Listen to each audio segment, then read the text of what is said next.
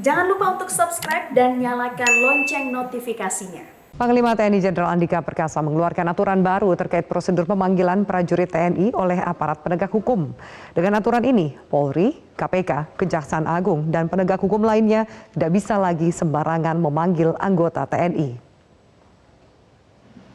Hal itu disampaikan Panglima TNI Jenderal Andika Perkasa usai bersilaturahmi dengan Kapolri Jenderal Polisi Listio Sigit Prabowo di Mabes Polri Jakarta. Menurut Panglima, teknis pemanggilan prajurit TNI dalam proses hukum bukan bermaksud untuk menutup pemeriksaan.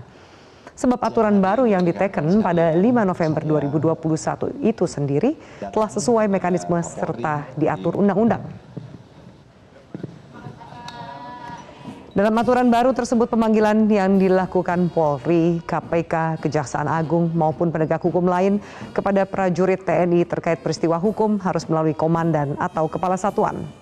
Apabila pemanggilan itu tidak sesuai prosedur, maka komandan atau kepala satuan dapat berkoordinasi dengan aparat penegak hukum. Selain itu, aturan baru dari Panglima TNI mengatur tentang pemberian keterangan prajurit TNI dalam peristiwa hukum dapat dilakukan di satuannya dengan didampingi perwira hukum atau perwira satuan. Namun, pemberian keterangan prajurit TNI tersebut bisa juga dilakukan di kantor penegak hukum yang memanggilnya dengan didampingi perwira hukum atau perwira satuan. Sementara menanggapi aturan baru terkait prosedur pemanggilan prajurit TNI, Komisi Pemberantasan Korupsi menyatakan menghormati aturan itu. Soal proses hukum itu kan memang sudah lama, sudah ada undang-undangnya. Kami juga diatur oleh undang-undang kalau nggak salah nomor 331 ya, betul 31. Jadi kami juga memiliki prosedur karena memang diatur undang-undang, sedangkan peradilan umum pun juga. Saya harus cek lagi Mbak ya, tetapi saya harus ikuti peraturan perundangan, harus.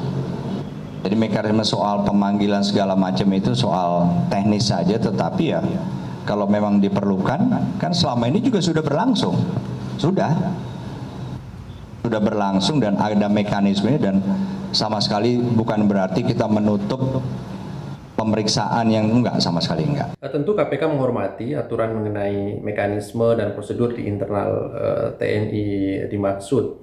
Kami yakin bahwa aturan tersebut tidak akan menghambat proses-proses penegakan hukum yang dilakukan oleh aparat penegak hukum, termasuk tentu oleh KPK. Terlebih di dalam konteks pemberantasan korupsi yang kita semua tahu bahwa korupsi adalah kejahatan yang luar biasa, maka komitmen, dukungan, dan sinergi seluruh elemen masyarakat melalui